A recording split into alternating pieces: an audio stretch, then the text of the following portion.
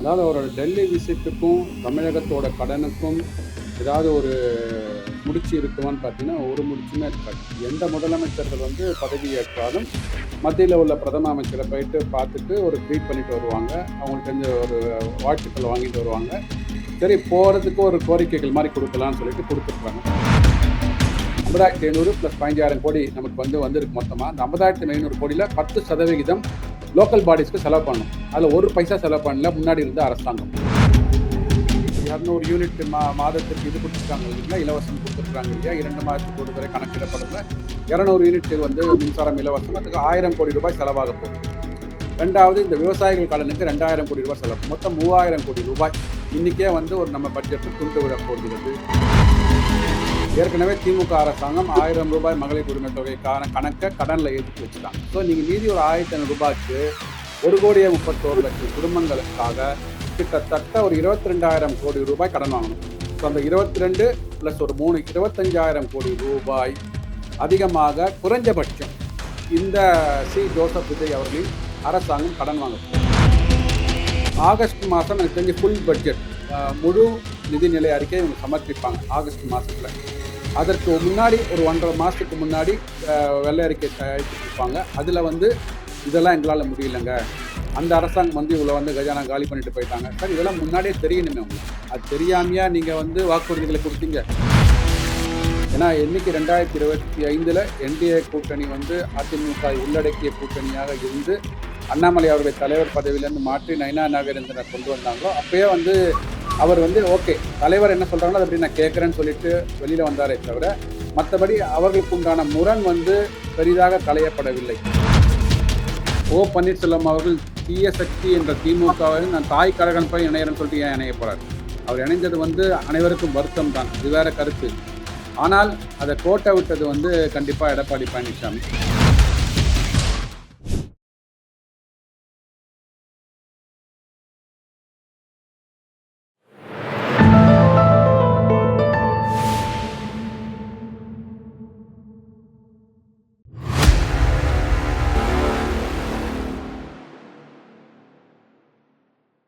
தாமரை TV நேயர்கள் அனைவருக்கும் வணக்கம். இன்று நம்முடன் இணைந்திருக்கும் சிறப்பு விருந்தினர் அரசியல் விமர்சகர், எகனாமிஸ்ட் CAV சுப்பிரமணியம் அவர்கள். வணக்கம். வணக்கம் சார், இப்போ சமீபத்தில் விஜய் அவர்கள் டெல்லிக்கு போயிட்டு பிரதமரை பார்த்துட்டு வந்தாங்க, நிதி அமைச்சரையும் பார்த்துட்டு வந்தாங்க. அங்க என்ன மாதிரியான கோரிக்கைகள் வைக்கப்பட்டிருக்கு சார்? இப்போ ஒரு ரொம்ப மைன்யூட்டா கவனிக்கக்கூடிய அரசியல் விமர்சகர்கள் என்ன சொல்றாங்க அப்படின்னா, இந்த விஜய் அவர்கள் அந்த தமிழக அரசாங்கத்துக்கு வாங்கக்கூடிய கடன் அப்படின்றது கொஞ்சம் பிரச்சனைகள் இருக்கும் அப்படின்னு சொல்லிட்டு ஒரு சில விஷயங்கள் சொல்றாங்க. இதை பத்தி உங்களுடைய கருத்துக்கள் சார்? அதாவது அவரோட டெல்லி விசிட்டுக்கும் தமிழகத்தோட கடனுக்கும் ஏதாவது ஒரு முடிச்சு இருக்குமான்னு பார்த்தீங்கன்னா ஒரு முடிச்சுமே இருக்காது. இல்ல சார், அவரோட டெல்லியோட விசிட் பத்தி ஒண்ணு. ரெண்டாவது, இப்ப அங்க நடக்கக்கூடிய இந்த போர் சூழல்னால தமிழகம் கடன் வாங்குறதுல கொஞ்சம் பிரச்சனைகள் இருக்கும் அப்படின்ற மாதிரி ஒரு வாதங்கள் தனியா முன்வைக்கப்படுது. இல்லப்பா, அதாவது போர் சூழல் 2 வருஷமா 3 வருஷமா இருந்துட்டு இருக்கு. ஸோ அதெல்லாம் மேனேஜ் பண்ணி தான் எல்லா அரசாங்கங்களும் நம்ம நடத்திட்டு இருக்கோம். அது மத்திய அரசாங்கமாக இருந்தாலும் சரி, மாநில அரசாங்கமாக இருந்தாலும் சரி. இவரோட போனதோட நோக்கம் என்னன்னு பார்த்தீங்கன்னா, இது ஒரு கஸ்டமரி விசிட் தான். எந்த முதலமைச்சர்கள் பதவி ஏற்றாலும் மத்தியில் உள்ள பிரதம அமைச்சரை போயிட்டு பார்த்துட்டு ஒரு ட்வீட் பண்ணிட்டு வருவாங்க. அவங்கள்ட்ட இருந்து ஒரு வாழ்த்துக்கள் வாங்கிட்டு வருவாங்க. சரி, போகிறதுக்கு ஒரு கோரிக்கைகள் மாதிரி கொடுக்கலாம்னு சொல்லிட்டு கொடுத்துருக்குறாங்க. போத் பிரைம் மினிஸ்டர் பார்த்துருக்குறாங்க, ஃபினான்ஸ் மினிஸ்டரையும் பார்த்துருக்குறாங்க. ஸோ குறிப்பாக பார்த்தீங்கன்னா, இந்த ஃபினான்ஸ் மினிஸ்டர்கிட்ட கொடுத்த கோரிக்கைகள் என்னன்னு பார்ப்போமே. என்கிட்ட இந்த தமிழக அரசோட செய்தி வெளியீடு என்கிட்ட இருக்குது.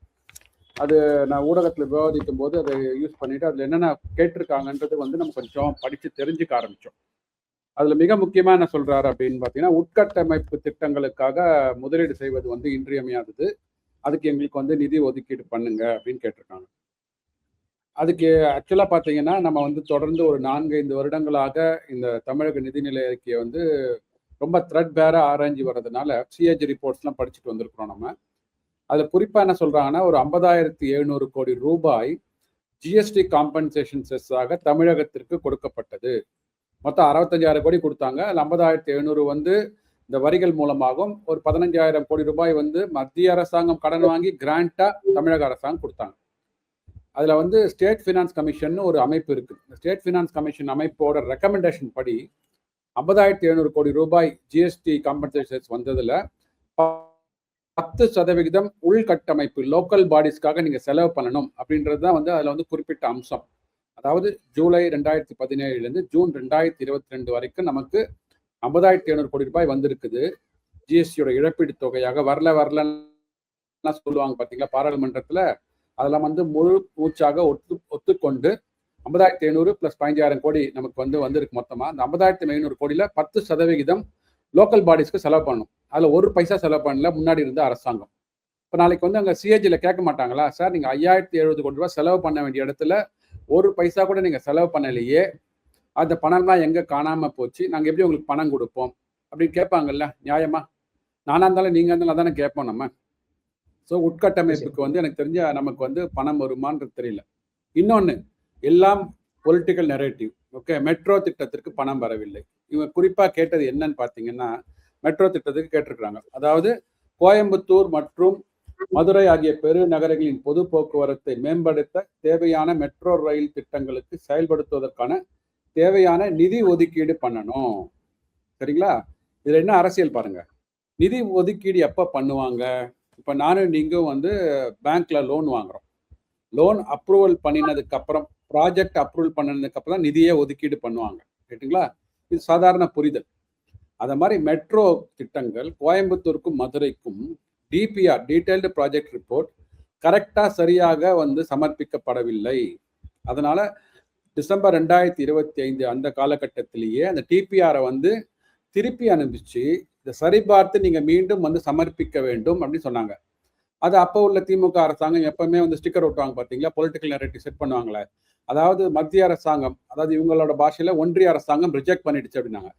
இது ரிஜெக்ட் பண்ணவில்லை. நீங்க இன்னைக்கும் போயிட்டு ப்ரெஸ் இன்ஃபர்மேஷன் பியூரோல இருக்கிற அந்த இதை பார்த்தீங்கன்னா, the project report has been returned here with, அதை உங்களுக்கு திருப்பி அனுப்பியிருக்கோம். அதை சரி செய்து அதில் வந்து மக்கள் தொகையின் அடிப்படையில் நீங்கள் போட்டிருந்தீங்கன்னா அது மக்கள் தொகை ஏன் கம்மியாக இருக்குன்றது மாதிரியான ஆதாரங்களை கொடுத்து கரெக்டான டிபிஆரை கொடுத்தீங்க அப்படின்னா பணம் வந்து மீண்டும் வருவதற்கு முதல்ல ப்ராஜெக்டை அப்ரூவ் பண்ணணும், அப்புறமா பணம் வரும்.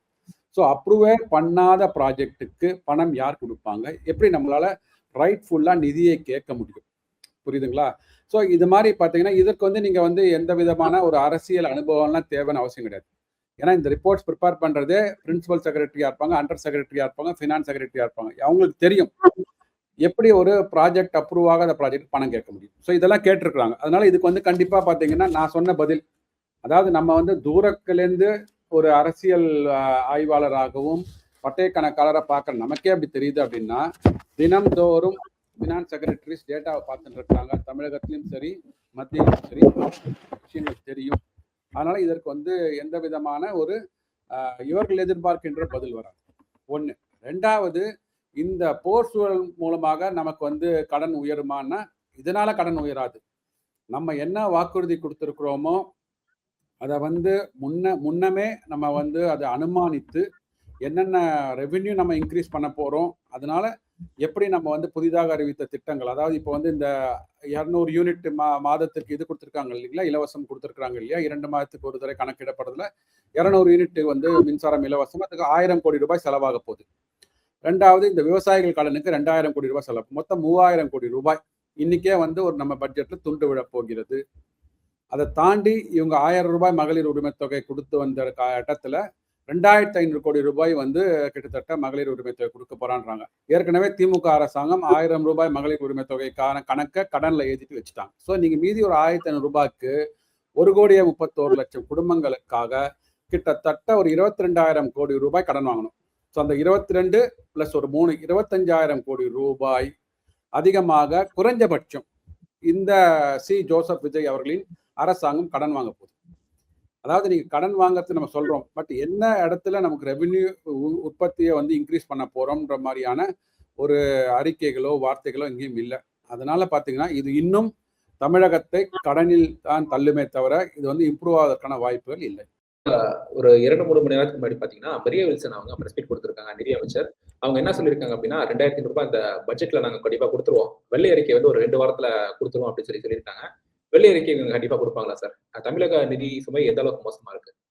இல்ல, நீங்க கணக்கு எழுதி வச்சுக்கோங்க. இன்னைக்கு தேதியில 10,75,000 கோடி ரூபாய் கடன்ல இருக்க போதுன்னு சொல்லிட்டு தங்கம் தென்னரசு ஐயா அவர்களே சொல்லிட்டாங்க. ஓகே, இந்த வருஷம் முடியல வந்து 10,75,000 கடன் நம்ம எடுக்க போகிறோம். 10,75,000 கோடி ரூபாய் கடன். இந்த நான் சொன்ன இந்த 1000 கோடி ரூபாய் இந்த இதுக்கும் எலக்ட்ரிசிட்டி அந்த டேரிஃபிங் இது கொடுத்துருக்காங்களா, சப்சிடி கொடுத்துருக்காங்களே, அதுக்கும் 2000 கோடி ரூபாய் விவசாயிகள் கடன் ரத்துப்படி 3000. ஸோ அது ஒரு 3000 ப்ளஸ் இந்த 2500 ரூபாய் உயர்த்தி கொடுத்தார்கள்னா 25,000 கோடி. ஸோ 11 லட்சம் கோடி ரூபாய்கள் குறைஞ்சபட்சம் தமிழக அரசாங்கம் இந்த நிதியாண்டு முடியும் போது கடனில் இருக்கும். சார், வெள்ளை அறிக்கை கொடுப்பதற்கு உங்களுக்கு கால நேரம்லாம் எனக்கு தேவைன்னு இப்போ கிடையாது. ஏன்னா இன்னைக்கு இருக்கிற டிஜிட்டல் இன்ஃபர்மேஷனில் எல்லா இன்ஃபர்மேஷனுமே வந்து வலைதளங்கள் இருக்கு. ஃபினான்ஸ் டிபார்ட்மெண்ட்டோட நிதிநிலை அறிக்கை அந்த வெப்சைட்ல இருக்கு. ஏற்கனவே பாஜகவை சேர்ந்த ப்ரொஃபஷனல் குரூப்ஸ்ல வந்து அவங்களே ஒரு வெள்ளை அறிக்கை தயாரிச்சுட்டாங்க. எப்படி வந்து இந்த கடந்த 5 ஆண்டுகள்ல நீங்க என்ன பண்ண போறீங்க, எப்படி கொடுக்க மாட்டோம் என்பதற்கான பதில தானே தயாரிக்க போறீங்க.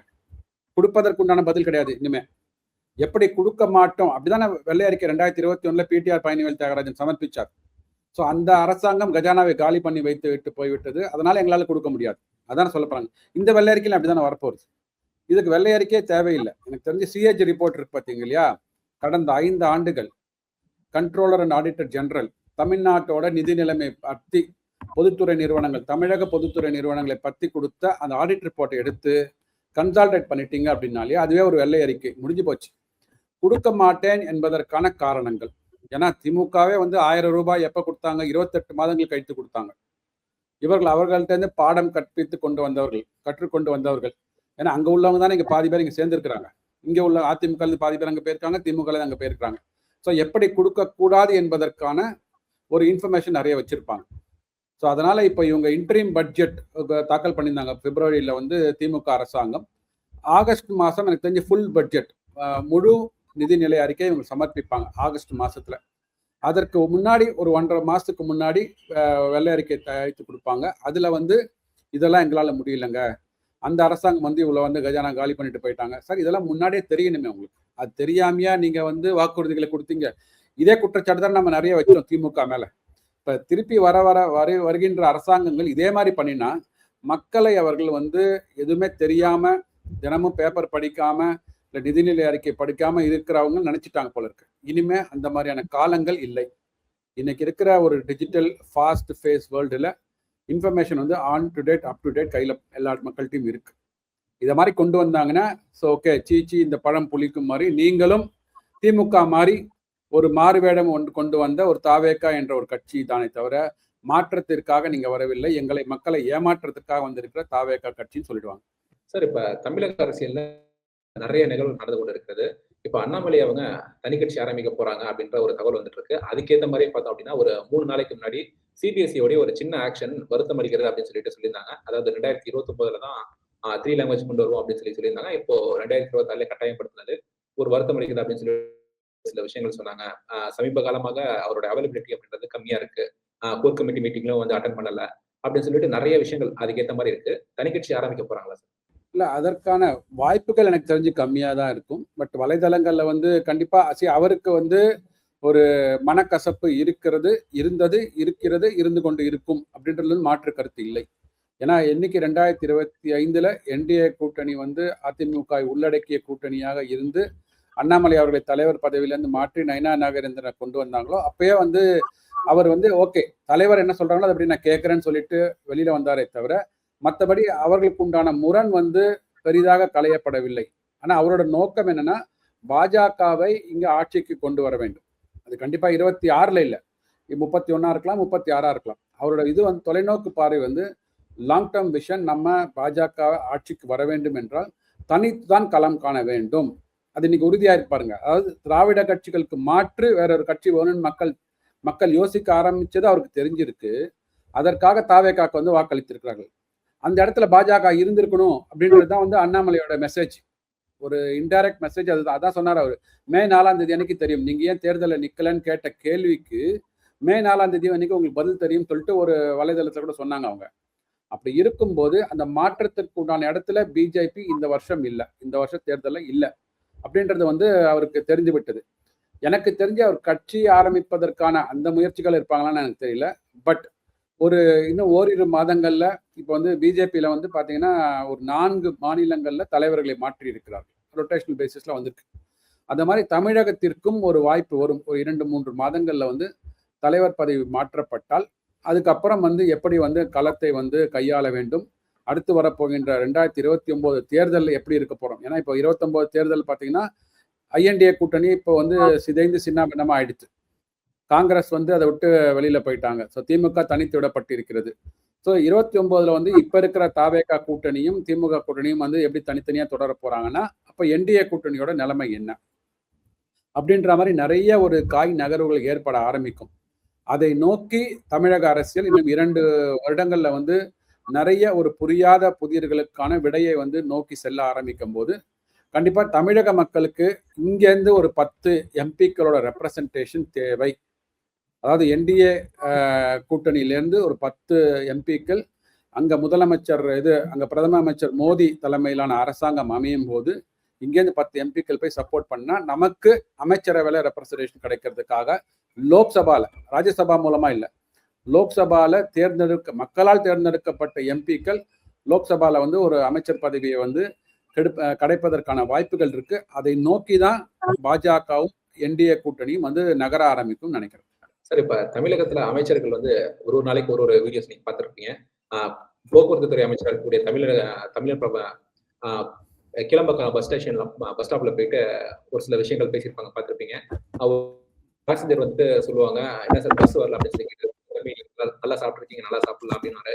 அதுக்கப்புறம் பார்த்தோம் அப்படின்னா தொழில்துறை அமைச்சராக இருக்கக்கூடிய கீர்த்தனா அவங்க வீடியோ போட்டு முதலீடு எடுத்திருக்காங்க. தமிழக அமைச்சரவை குறித்த நம்மளுடைய பார்வை என்ன? அது இப்பதான் அமைச்சர் பதவிக்கு வந்திருக்கிறாங்க. தனிப்பட்ட முறையில பார்த்தீங்கன்னா விமர்சனத்தை நம்ம தவிர்க்க வேண்டும். ஒரு அட்லீஸ்ட் ஒரு 2-3 மந்த்ஸ்க்கு. பட் இன்னும் கொஞ்சம் ஒரு மெச்சூர்டா வந்து அவங்க ஹேண்டில் பண்ணியிருக்கலாமா க்ரௌட அப்படின்றது தான் வந்து நம்மளோட தனிப்பட்ட இது. இன்னொன்று அதுக்கு ஏன் போறீங்க, இந்த இவருக்கு நம்ம அறநிலையத்துறை அமைச்சர் வந்து முதல்ல ஒரு 3-4 நாள்லயே போயிட்டு அங்கே கோவிலில் போயிட்டு இது பண்ணியிருக்காரு. அங்கே இன்வெஸ்டிகேஷன் போயிட்டு அங்கே வந்து ஏன் வந்து நீங்கள் வந்து எக்ஸ்பைரியான ப்ராடக்ட்ஸை வந்து விற்கிறீங்கன்ட்டு. நான் என்ன சொல்கிறேன், முதல்ல அமைச்சர்கள் என்ன பண்ணணும், அதிகாரிகளை கூப்பிட்டு இந்த மாதிரி கீழே இருக்கிற அதிகாரிகளுக்காக இருக்கட்டும், கீழே இருக்கிற ஊழியர்களுக்கு என்னென்ன பண்ணணும். ஓகே பஸ் ஸ்டாண்டில் வந்து எப்படி நடக்குது இன்னைக்கு பஸ் போக்குவரத்து, எப்படி உள்ளே வருது, எப்படி வெளியில் போகிறது, அதுக்குண்டான ஃப்ரீக்வன்சி என்ன, எப்படி வந்து அங்கே உள்ள அதர் இன்ஃப்ராஸ்ட்ரக்சர் ஃபெசிலிட்டிஸ், அதாவது அங்கே இருக்கிற உணவகங்களாக இருக்கட்டும், அங்கே இருக்கிற டாய்லெட்ஸாக இருக்கட்டும், எப்படி ஃபங்க்ஷன் ஆகுதுன்னு ஒரு புரிந்து கொண்டு அதற்கப்புறம் நீங்கள் வந்து அதுக்குண்டான நடைமுறைகளை வந்து கேள்வி கேட்க ஆரம்பிக்கலாம். அவர் என்ன கேட்குறாருன்னா, இதுக்கு கவுண்டர் மெஷர் என்னன்னு சொல்லிட்டு அறநிலையத்துறை அமைச்சர் ரமேஷ் நினைக்கிறேன் அவர் பேர், அவர் கேட்குறாரு, இது மாதிரி வந்து கவுண்டர் மெஷர் என்ன, கவுண்டர் மெஷர்னா இந்த மாதிரி ஒரு தப்பு நடக்குதுப்பா, இதுக்கு என்னப்பா பதில் கேட்குறாரு. பட் அந்த பதில் சொல்கிற அளவுக்கு அந்த ஊழியர் அந்த நிலைமையில இல்லை அவருக்கு. ஏன்னா அவரோட வேலையே வந்து நீங்கள் என்ன பொருளை கொடுக்குறீங்களோ அந்த பொருளை விற்க போகிறாங்க. அந்த பொருள் வந்து காலாவதியான பொருள் அப்படின்னா அதை எந்த வெண்டார் சப்ளை பண்ணாங்களோ அந்த வெண்டாருக்கு யார் டெண்டர் கொடுத்தாங்களோ அந்த நிர்வாகம் யாரு, அப்படி கேள்வி கேட்கணும். அது கேள்வி கேட்கறதுக்கு முன்னாடியே என்னை பொறுத்த வரைக்கும் இது எப்படி நடக்குது, இந்த நடைபெறுவது வந்து ஒரு தவறான ஒரு வழிமுறையில இருக்கு அப்படின்னா அதை திருத்தி அதுக்கு ஒரு ஸ்டாண்டர்ட் ஆப்ரேட்டிங் ப்ரொசீஜர்ஸை கொடுத்துட்டு அவர்களுக்கு ட்ரைனிங்கை கொடுத்துட்டு அதுக்கப்புறம் நீங்க கேள்வி கேட்டீங்கன்னா அது சரியா இருக்கும். 60-70 வருடங்களாக இப்படிதான் இருக்குது அப்படின்ற போது நீங்க திடீர்னு வந்து கடைநிலையில இருக்கிற அந்த ஊழியர்கிட்ட கேள்வி கேட்டு அவனை வந்து ஒரு மன அழுத்தத்திற்கு உள்ளாக்குறீங்க அப்படின்னா, ஸோ உங்களோட ஒரு மன அழுத்தத்தை வந்து அவன்கிட்ட பாஸ் பண்றீங்கன்ற மாதிரி பார்க்குறேன் நான். அந்த கிருத்திகா அமைச்சரும் அப்படிதான். அவங்க மாண்புமிகு கிருத்திகா அமைச்சர் பார்த்தீங்கன்னா அவங்க வந்து 21 நாள்ல நாங்க வந்து இது கொடுக்க போறோம் அப்படின்னு சொல்லிட்டு ரீல்ஸ் போடுறாங்க. ஸோ அது மாதிரியான ரீல்ஸ் போட்டு உடனே வந்து நீங்க வந்து இன்வெஸ்டர்ஸை கவரணும்னு அவசியம் இல்லை. ஒரு இண்டஸ்ட்ரியல் கான்க்ளேவ் நடத்துங்க. இன்னைக்கு இருக்கிறதுல வந்து எவ்வளோ நாளில் நீங்க வந்து அப்ரூவல்ஸ் கிடைக்குது, லெட்ஸ் சே 45 டேஸ் கிடைக்குதுங்க. ஸோ 45 டேஸ் கிடைக்குது அப்படின்னா இப்போ இண்டஸ்ட்ரீஸ் தரப்புலேருந்து இல்லைங்க எனக்கு 30 நாளுக்குள்ள எனக்கு வேணுங்க அப்படின்னு அவங்க ரெப்ரசன்டேட்டிவ் இருந்தது அப்படின்னா, ஸோ நம்ம வந்து எப்படி துரிதப்படுத்துவது எப்படி அப்படின்னு சொல்லிட்டு எல்லா அமைச்சர்களையும் கூப்பிட்டு ஆராய்ந்து எல்லா டிபார்ட்மெண்ட் ரெப்ரசன்டேட்டிவ்ஸையும் கூப்பிட்டு ஆராய்ந்துட்டு அதுக்கப்புறமா பண்ணாங்கன்னா கரெக்டாக இருக்கும். இது இல்லாமல் வந்து அவர்களோட ஒரு இது டிபார்ட்மெண்ட்டில் நாங்கள் இது பண்ணுறோம், ஃபாஸ்ட்டாக ஆக்ட் பண்ணிட்டோம், வெகு விமர்சையாக பண்ணுறோம்னு சொல்லிட்டு ஒரு நல்ல பேர் எடுப்பதற்காக, அதாவது எப்படின்னா ஒரு ஸ்டூடெண்ட் வந்து ஒரு ஹெட்மாஸ்டர்கிட்ட நல்ல பேர் எடுக்கிறதுக்காக இல்லை டீச்சர்கிட்ட நல்ல பேர் எடுக்கிறதுக்காக டக்குன்னு ஹோம்ஒர்க்கை வந்து தப்பாக பண்ணிட்டா இது கொடுப்பான் பார்த்தீங்களா, அப்புறம் தப்புன்னு போட்டு முட்டை போட்டு வாங்கி வருவாங்கல்ல, அது மாதிரி இருக்கத்தான் நான் பார்க்குறேன். சார், இப்போ அதிமுக இருந்து நிறைய முன்னாள் எம்எல்ஏ முன்னாள் அமைச்சர்கள் இப்போ தாவேக்கா போயிட்டு இருக்காங்க. திமுக ஆட்சியில இருந்த 5 வருஷம் காலக்கட்டத்தில் கூட அதிமுகலே தான் தங்கியிருந்தாங்க, அதிமுகல இருந்து வெளியே போகல. அந்த எல்லா முன்னாள் எம்எல்ஏக்கள் முன்னாள் அமைச்சர்களும் இப்போ தாவேக்கா போயிட்டு இருக்காங்க. எதனால நினைக்கிறீங்க சார்? திமுக போகாம தாவேக்கா திராவிட கட்சி எல்லாம் ஒரு கட்சி வந்தோடனே அவங்க போறாங்க. இல்ல அது வந்து திமுக என்பது தீய சக்தி அப்படின்றதுல வந்து மாற்று கருத்து இல்லை. ஏன்னா அதிமுகல பயணிக்கிறவர்கள் சில பேர் எம்ஜிஆர் காலத்திலேருந்து இருப்பாங்க, இல்லை அதிமுக இவங்க அம்மையார் காலத்திலேருந்து இருக்கிறாங்க அவங்க. ஸோ அவர்களுக்கு வந்து திமுகவை வீழ்த்த வேண்டும் என்ற ஒற்றை குறிக்கோளோட தான் வந்து அவங்க என்டிஏ அரசாங்கத்தில் இருந்தாங்க, என்டிஏ கூட்டணியில் இருந்தாங்க. அதனால தான் எடப்பாடி தலைமை ஏற்று வந்திருந்தாங்க, இந்த தேர்தலை சந்தித்தார்கள். அந்த தேர்தலில் தோல்வி விட்டுறதுக்கு அப்புறம் at least as a leader Edappadi அவர்கள் வந்து எல்லாரையும் கூப்பிட்டு அழைத்து நம்ம எந்தெந்த தொகுதிகளில் எப்படி தோற்றோம், என்னென்ன விஷயங்கள் நம்ம கோட்டை விட்டுருக்கோன்றதை வந்து ஒரு சுய பரிசோதனை செய்திருக்கணும். அது வந்து எந்த ஒரு லீடராக இருந்தாலும் நமக்கு நிறைய நம்ம பார்த்துருக்கோம். தமிழகத்திலேருந்து வந்து ஜனாதிபதியான அப்துல் கலாம் சொல்லுவார், ஒரு தோல்விக்கு பின்னாடி போய் நான் வந்து பொறுப்பேற்கிறேன்னு சொல்லிட்டு நிற்கிறவர் தான் தலைவர். ஒரு வெற்றி வந்ததுக்கு அப்புறம் அந்த வெற்றிக்கு வந்து இந்த குழு தான் காரணம் சொல்லிட்டு பின்னாடி இருக்கிற குழுவை முன்னிறுத்துறவன் தான் வந்து தலைவர் அப்படின்னு சொல்லுவார், லீடர் சொல்லுவார். அந்த ராக்கெட் லான்ச்லலாம் வந்து பேசிப்பார் இதெல்லாம். அதை மாதிரி எடப்பாடி ஐயா அவர்கள் இந்த தோல்விக்கு தான் பொறுப்பேற்று வந்து ஒரு பொதுக்குழுவை கூட்டி பொதுக்குழுவில் வந்து என்னென்ன விஷயங்கள் தவறாக போனதுன்னு சொல்லிட்டு ஒரு தீர ஆராய்ந்து பண்ணியிருந்தாங்கன்னா அப்படின்னா இந்த மாதிரியான இப்போ மக்கள் வந்து அவங்க கட்சி தலைவர் வந்து வெளியில போவதற்கு வந்து குறைஞ்சிருக்கும். அப்படி இல்லாம திருப்பியும் நான் செய்தது தான் சரி, முயலுக்கு 3 கால் அப்படின்ற ஒரு பிடிவாதத்தில் அவர் இருக்கிறதுனால தான் கட்சியை வந்து இன்னைக்கு கொஞ்சம் கொஞ்சமாக பிடி தளர்ந்து போகிறது. அது ஏன்னா வந்து இல்லைன்னா ஓ பன்னீர்செல்வம் அவர்கள் தீய சக்தி என்ற திமுகவை நான் தாய் கழகன் போய் இணையறேன்னு சொல்லிட்டு ஏன் இணைய போறார்? அவர் இணைந்தது வந்து அனைவருக்கும் வருத்தம் தான், அது வேற கருத்து. ஆனால் அதை கோட்டை விட்டது வந்து கண்டிப்பா எடப்பாடி பழனிசாமி. அது வந்து இன்னைக்கு நடக்கிற இதுல பார்த்து இன்னும் வருகின்ற ஓரிரு வாரங்கள்ல கண்டிப்பா இன்டர்னலா வந்து அவர் பேசி திருப்பி அவர் வந்து அதிமுக ஒன்றிணைப்பதற்கு ஏற்பாடு பண்ணலை அப்படின்னா கண்டிப்பாக அதிமுக என்ற கட்சி வந்து கொஞ்சம் கொஞ்சமாக கடலில் கரைத்த பெருங்காயம் போல கரைஞ்சு தான் போகும். போகிற நிறைய முன்னாள் எம்எல்ஏக்கள் இப்ப ராஜினாமா பண்ணிட்டு போன சத்யபாமா எம்எல்ஏ என்ன சொல்லியிருக்காங்க அப்படின்னா 15 நாள்ல நாங்க அம்மாவுடைய ஆட்சி பார்த்துட்டோம் அப்படின்னு சொல்லியிருக்காங்க. அம்மாவுடைய ஆட்சி தொடர்கிறது, அடுத்த எம்ஜிஆர் தான் வந்து விஜய் அவர்கள் அப்படின்னு சொல்லிட்டு போற முன்னாள் அமைச்சர்கள் போற முன்னாள் எம்எல்ஏக்கள்லாம் அவருடைய ஸ்டாண்ட்ஸ் எடுத்து போய் அம்மா எம்ஜிஆர் அவங்களோட லெவலுக்கு வைக்கிறாங்க. அது என்ன கட்டாயப்படுத்தி வைக்கிறாங்களா, இல்ல அங்க போனா இந்த மாதிரி விஷயங்கள் சொன்னா நல்ல பதவிகள் கிடைக்கும் அதனால வைக்கிறாங்களா, இல்ல தாவேக்கா தரப்புல கேட்கறாங்களா? இல்ல நீங்க நடுவில் சொன்னது ரெண்டாவது சொன்னதுதான். அதாவது இப்ப நீங்க அவரை போற்றி புகழ்ந்தீர்கள் என்றால் மட்டுமே வருகின்ற காலத்துல ஏதாவது ஒரு இப்போ லோக்கல் பாடியில் எலெக்ஷன்ஸ் வரப்போறது, அதை தாண்டி வந்து இப்போ அமைச்சரவை வந்து எல்லாருக்கும் கொடுத்துட்டாங்க. இனிமேல் மினிஸ்டரியல் போஸ்ட் கிடைக்கிறதுன்றது கஷ்டம். ஏதாவது ஒரு வாரியத்திற்கு தலைவராகவோ இல்லை அரசாங்கத்தில் இருக்கிற நிறுவனங்களுக்கு வந்து தலைவராக கொடுப்பதற்கான வாய்ப்புகள் இருக்கு. அதை கருத்தில் கொண்டு தான் வந்து அவங்க வந்து இது மாதிரியான துதிப்பாடல் பண்ணிட்டு இருக்காங்கன்றதை நான் பார்க்குறேன். அந்த அளவுக்கு வந்து நீங்க வந்து எம்ஜிஆர் அவர்களையும் ஜெயலலிதா அவர்களையும் எப்படி 15 நாள் என்ன கம்பேர் பண்ணிட முடியும்? என்ன ஒரு ப்ரோக்ராம்ஸ் கொண்டு வந்துட்டாங்க? அவர்கள் கொண்டு வந்த மாதிரி சத்துணவு திட்டம் கொண்டு வந்தாங்களா, இல்லை வந்து அந்த குழந்தை தொட்டில் கொண்டு வந்தாங்களா, அம்மா உணவு கொண்டு வந்தாங்களா? என்ன ரெவல்யூஷனரி பண்ணியிருக்கிறாங்க. ஸோ அது இன்னொரு வலைதளத்தில் பார்த்தோம், அம்மா உணவகத்தில் வந்து அம்மா என்ற பேர் அழிக்கப்பட்டிருந்தது, ஏதாவது ஸ்டிக்கர் மேலே ஒட்டியிருக்கிறாங்க. அது வந்து எதற்காக ஒட்டினாங்க? ஒருவேளை அந்த அம்மா ஸ்டிக்கர் சரியில்லை அதுக்காக ஒட்டினாங்களா, எதுக்காக ஒட்டினான்னு தெரியாது. ஸோ இதெல்லாம் வந்து அரசியல்ல வந்து ஒரு என்ன சொல்றது, ஒரு மேக்கப் போடுற மாதிரி ஒரு முகப்பூச்சி மாதிரி தான் பண்ணிட்டு இருக்கிறாங்களே தவிர உண்மையாக மக்களுக்கு என்ன திட்டங்கள் போச்சு? நீங்க அம்மா உணவகம் ரைட்டுங்க, பட் 100 யூனிட் கொடுத்த இடத்துல 200 யூனிட் கொடுத்துருக்கீங்க, அவ்வளவுதான். ஓகே, அது மாதிரி வந்து விவசாய கடன் அனைவருக்கும் விவசாய கடன் தள்ளுபடின்னு போட்டீங்க. அதுல அப்புறமா வந்து கண்டிஷன்ஸை போட்டு 50,000 ரூபாய் கடன் வாங்கினதுக்கு இவ்வளோ, நான் 60, 70, 80, 1 லட்சம் ரூபாய்க்கு வாங்குறவனுக்கு வந்து 5,000 ரூபாய் தான் கடன் தள்ளுபடின்னு இருக்கீங்க. ஸோ இதெல்லாம் ஏன் வந்து முன்கூட்டியே சொல்லலை? ஓகே, இவர்களுக்கு வந்து இந்த அதாவது குறிப்பாக அதிமுகல இருந்த இந்நாள் எம்எல்ஏக்கள் முன்னாள் எம்எல்ஏக்கள் ஏன் அங்கே போய் சேர்ந்திருக்காங்க அப்படின்னு பார்த்தீங்கன்னா, அவர்களுக்கு இது வந்து 3வது கட்சியாக தான் இன்னைக்கு தேதியில் இருக்கு. வந்து இன்னொரு 5 வருஷம் வெயிட் பண்ணணும். அதுக்கு என்ன பண்ணாங்க, பிளான் பண்ணாங்கன்னா, இன்னைக்கு வந்து இங்கே ரிசைன் பண்ணிட்டோம்னா வருகின்ற தேர்தல் எப்படினாலும் இடைத்தேர்தல் வரப்போகுது, அதுல வின் பண்ணி நம்ம திருப்பி வந்துடலான்ற ஒரு நம்பிக்கையின் அடிப்படையில் போறாங்க. ஆனா அன்புமணி ராமதாஸ் சூப்பரா சொன்னார், இந்த மாதிரி தேர்தலை வந்து திருப்பி நடத்த போறோம், இடைத்தேர்தல் நடத்த போறோம்னா அங்க பொது வேட்பாளரை நிறுத்த வேண்டும் அப்படின்னு சொல்லிட்டு ஒரு கோரிக்கை வச்சிருக்கிறார். அது எல்லாராலும் வரவேற்கப்படுகிறது. இவர்களை தோற்கடிக்க வேண்டும் என்பதற்காகவே கட்சி பாகுபாடின்றி ஒரு பொது வேட்பாளரை நிறுத்தணும். உங்களுக்கு வந்து ஆட்சியில வரல அப்படின்னா அதற்காக நீ ரிசைன் பண்ணிட்டு போறீங்க அப்படின்னு சொன்னா அதுக்கு அவங்களுக்கு வாக்களித்த மக்களுக்கு நீங்க என்ன செய்றீங்க? நீங்க உங்களோட கடமையை முற்றிலும் தவிர்த்துட்டு போறீங்க இல்லையா? திருப்பி அவங்க அதே இதுல நின்னாங்க வச்சுக்கோங்களேன், பொது வேட்பாளரை கண்டிப்பாக அன்புமணி ராமதாஸ் சொன்ன மாதிரி போடணும்.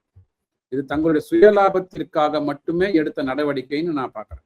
சார், இப்போ போன திமுக ஆட்சி காலத்துல சான்சலர் வந்து முதலமைச்சர் தான் இருக்கணும் அப்படின்னு சொல்லிட்டு மசோதால நிறைவேற்றி ஆளுநர் வந்து அதுக்கு தர மாட்டேன்னு சொல்லி சுப்ரீம் கோர்ட் வரைக்கும் போயிட்டு அதுக்கு வந்து தீர்ப்புல வாங்கிட்டு வந்தாங்க. அந்த தீர்ப்பு இன்னும் கொஞ்சம் டவுட்ல தான் இருந்துட்டு இருக்கு. பிரசிடென்ட்லாம் வந்து கேள்வி கேட்டிருந்தாங்க சுப்ரீம் கோர்ட்டை.